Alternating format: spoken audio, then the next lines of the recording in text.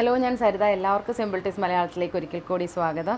അപ്പോൾ നമ്മളുടെ ഈ അടുത്തിടെയായിട്ട് വരുന്ന കമൻസിലൊക്കെ ഏറ്റവും കൂടുതൽ കാണുന്നതെന്ന് വെച്ചിട്ടുണ്ടെങ്കിൽ ഹെയർ നല്ല ഡ്രൈ ആണ്, ഒരു സ്മൂത്ത്നെസ് ഇല്ല, അതുപോലെ ഒരു ഷൈനിങ് ആയിട്ടുള്ള ഒരു ഇതൊന്നും ഇല്ല. അപ്പോൾ അതിന് വേണ്ടിയിട്ട് നമ്മൾ സിമ്പിളായിട്ട് ചെയ്യാൻ പറ്റുന്ന എന്തെങ്കിലും ഒരു കാര്യം ഷെയർ ചെയ്യണം എന്നുള്ളതാണ് ഏറ്റവും കൂടുതൽ കമൻസിലും വാട്സപ്പിലും ഒക്കെ എനിക്ക് വരാറുള്ളത്. അപ്പോൾ അതിന് വേണ്ടിയിട്ട് നമ്മൾ ഇന്നത്തെ വീഡിയോയിൽ ഒരു സിമ്പിളായിട്ടുള്ള, അതും ഇൻസ്റ്റൻ്റ്ലി യൂസ് ചെയ്യാൻ പറ്റുന്ന, ഒരുപാട് ഇൻഗ്രീഡിയൻസ് ഒന്നും ഇല്ലാത്ത ഒരു ഹെയർ പാക്കാണ് നമ്മൾ ഉണ്ടാക്കുന്നത്. 3 ഇൻഗ്രീഡിയൻസ് ആണ് നമ്മൾ അതിൽ യൂസ് ചെയ്തിട്ടുള്ളത്. പിന്നെ മെയിനായിട്ടൊരു കാര്യം എന്ന് വെച്ചിട്ടുണ്ടെങ്കിൽ ഇത് മുട്ടയോ അങ്ങനെ തൈരോ അതൊന്നും യൂസ് ചെയ്യാണ്ടുള്ള ഒരു ഹെയർ പാക്കാണ്. കാരണം ഒട്ടുമിക്ക ആൾക്കാർക്കും ഈ മുട്ടയും തൈരും ഒക്കെ ഉപയോഗിച്ചിട്ട് ചെയ്യാമെന്ന് വെച്ചിട്ടുണ്ടെങ്കിൽ ചിലർക്ക് തൈര് വെച്ച് ചെയ്യുമ്പോൾ നീരിറക്കം ഉണ്ടാവും, അതുപോലെ ചിലർക്ക് മുട്ട വെച്ചിട്ടാകുമ്പോൾ ഒരുപാട് പേർക്ക് ഇഷ്ടമില്ല, കാരണം സ്മെല്ലും കാര്യങ്ങളൊക്കെ ഉണ്ടാവും. സോ അപ്പോൾ അതൊന്നും ഇല്ലാത്ത നല്ല, അതുപോലെ തന്നെ കെമിക്കൽസും അങ്ങനെയുള്ള കാര്യങ്ങളൊന്നും അടങ്ങാത്ത നാച്ചുറലായിട്ടുള്ള ഒരു ഹെയർ പാക്കാണ്. പിന്നെ ഇതിൻ്റെ ഒരു പ്രത്യേകത എന്ന് വെച്ചിട്ടുണ്ടെങ്കിൽ കോക്കനട്ടിൻ്റെ മിൽക്കാണ്, മീൻസ് തേങ്ങാപ്പാലാണ് ഏറ്റവും മെയിനായിട്ടുള്ള ഒരു ഇൻഗ്രീഡിയൻറ്റ്. അപ്പോൾ തേങ്ങാപ്പാൽ ശരിക്കും നമ്മളുടെ ഡാമേജ് ആയിട്ടുള്ള ഹെയറിൻ്റെ ഡാമേജൊക്കെ മാറ്റാനായിട്ടും അതുപോലെ നല്ലൊരു സ്മൂത്ത്നെസ്, ഷൈനിങ് ഒക്കെ തരാനായിട്ട് ഏറ്റവും പറ്റിയ ഒരു നാച്ചുറൽ ഇൻഗ്രീഡിയൻ്റ് ആണ്. ശരിക്കും ഇത് നന്നായിട്ട് ഹെയറിനെ കണ്ടീഷൻ ചെയ്യും. പിന്നെ ഇതിൻ്റെ കൂടെ ഉപയോഗിച്ചിട്ടുള്ള ബാക്കി 2 ഇൻഗ്രീഡിയൻസ് എന്ന് വെച്ചിട്ടുണ്ടെങ്കിൽ അത് നന്നായിട്ട് നമ്മുടെ മുടി കൊഴിച്ചിലൊക്കെ കൺട്രോൾ ചെയ്യാനും മുടി വളരാനും ഒക്കെ ഹെൽപ്പ് ചെയ്യുന്നതാണ്.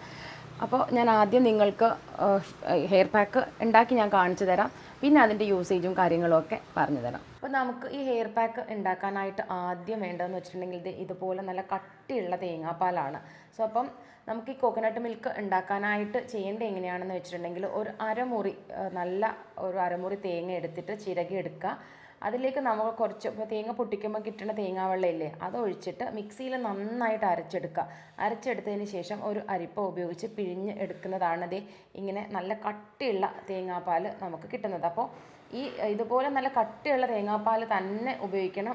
ഇതിന് പകരമായിട്ട് നമുക്ക് വേറെ ഒന്നും യൂസ് ചെയ്യാനായിട്ട് പറ്റില്ല. സോ ഇത് കമ്പൽസറി ആണ്. അപ്പം ഇതാണ് ആദ്യമായിട്ട് നമ്മൾ ഉണ്ടാക്കി എടുക്കേണ്ടത്. അപ്പം നമുക്ക് രണ്ടാമതായിട്ട് വേണ്ടത് ചെമ്പരത്തിപ്പൂവിൻ്റെ പൊടിയാണ്. അപ്പോൾ നമ്മളിവിടെ യൂസ് ചെയ്യുന്നത് നമ്മുടെ തന്നെ ബ്രാൻഡായിട്ടുള്ള ഭ്രമരയുടെ ഹിബിസ്കസ് പൗഡറാണ്.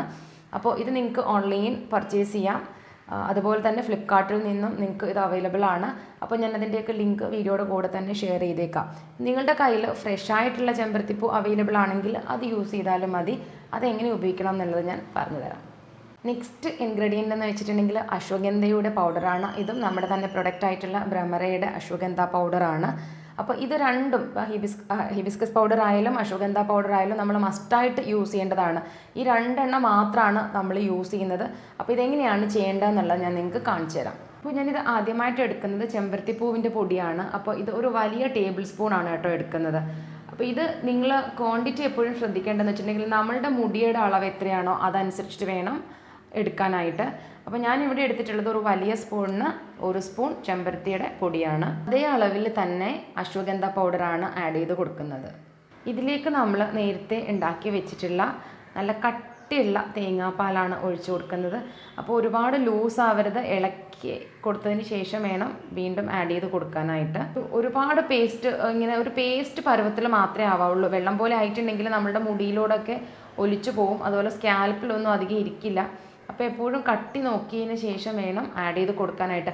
അഥവാ വെള്ളം കൂടിപ്പോവുകയാണെങ്കിൽ നമുക്ക് അതിലേക്ക് കുറച്ച് പൗഡർ ഒന്നുകൂടി ഒന്ന് ആഡ് ചെയ്ത് കൊടുത്താൽ മതി. അപ്പോൾ എപ്പോഴും നിങ്ങളുടെ മുടിയുടെ അളവനുസരിച്ചിട്ട് വേണം എടുക്കാനായിട്ട്. ഇത് മുടിയിലും സ്കാൽപ്പിലും ഒരുപോലെ നമുക്ക് അപ്ലൈ ചെയ്യാവുന്ന ഒരു ഹെയർ പാക്കാണ്. ഇതുപോലെയുള്ള കൺസിസ്റ്റൻസിയിൽ നമ്മൾ ഉണ്ടാക്കി എടുത്താൽ മതി. ഇൻസ്റ്റൻ്റായിട്ട് തന്നെ നമുക്ക് അപ്ലൈ ചെയ്യാം കേട്ടോ. കാരണം നേരത്തെ ഉണ്ടാക്കിയിട്ടുള്ള ഒരു ഹെയർ പാക്ക് ഒരു 1/2 hour അല്ലെങ്കിൽ ഒരു 2 hours ഒക്കെ മുമ്പേ ഉണ്ടാക്കി വെച്ചിട്ട് വേണം നമ്മൾ യൂസ് ചെയ്യാനായിട്ടുള്ളത്. മിനിമം 1/2 hour എങ്കിലും നമ്മൾ വെച്ചതിന് ശേഷമേ യൂസ് ചെയ്യാൻ പറ്റുള്ളൂ.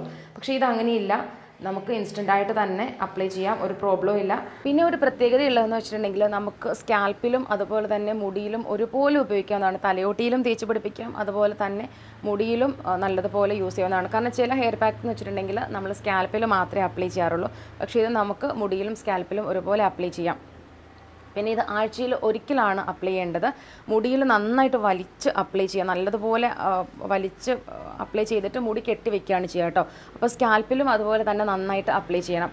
പിന്നെ നിങ്ങളുടെ ഒരുപാട് എക്സ്ട്രീംലി ഡ്രൈ ഒന്നും അല്ല ഹെയർ, ഒരുപാട് പൊട്ടിപ്പോണ അങ്ങനെയുള്ള പ്രശ്നമൊന്നും ഇല്ലെങ്കിൽ ആഴ്ചയിൽ ഒരു പ്രാവശ്യം യൂസ് ചെയ്താൽ മതി. പക്ഷെ ചിലരുടെ ഹെയർ എന്ന് വെച്ചിട്ടുണ്ടെങ്കിൽ നല്ല ഒരുപാട് സ്പ്ലിറ്റൻസും അതുപോലെ പൊട്ടിപ്പോവുക, പിന്നെ ഭയങ്കര ഡ്രൈ ആയിരിക്കും, ഒരു ഫ്രിസിനെസ് ഒക്കെ ഭയങ്കരമായിരിക്കും. സോ അങ്ങനെയുള്ളവർക്കാണെങ്കിൽ ആഴ്ചയിൽ 2 പ്രാവശ്യം ഉപയോഗിക്കാം. പിന്നെ അവർ ചെയ്യാൻ പറ്റുന്ന ഒരു ചെറിയ പൊടിക്കൈ എന്ന് വെച്ചിട്ടുണ്ടെങ്കിൽ വൈറ്റമിൻ ഇ ഓയിൽ ഉണ്ടല്ലോ, അതൊരു 1/4 സ്പൂണും കൂടെ ആഡ് ചെയ്തിട്ടുണ്ടെങ്കിൽ ഒരുപാട് നല്ലതാണ്. ഒരു ഇൻസ്റ്റൻ്റായിട്ട് നമുക്ക് ആ ഒരു സിൽക്കി ആയിട്ടും അതുപോലെ തന്നെ നല്ല ഷൈനിങ് ആയിട്ടും ഒക്കെ ഉള്ള ഹെയർ അച്ചീവ് ചെയ്യാനായിട്ട് പറ്റും. അപ്പോൾ ആഴ്ചയിൽ 2 തവണ യൂസ് ചെയ്യാനായിട്ടും ശ്രദ്ധിക്കണം. പിന്നെ ഇത് എല്ലാ ആഴ്ചയിലും ചെയ്തിട്ടുണ്ടെങ്കിൽ, ദാറ്റ് മീൻസ് റെഗുലറായിട്ട് ചെയ്തിട്ടുണ്ടെങ്കിൽ ഒരുപാട് നല്ലതാണ്.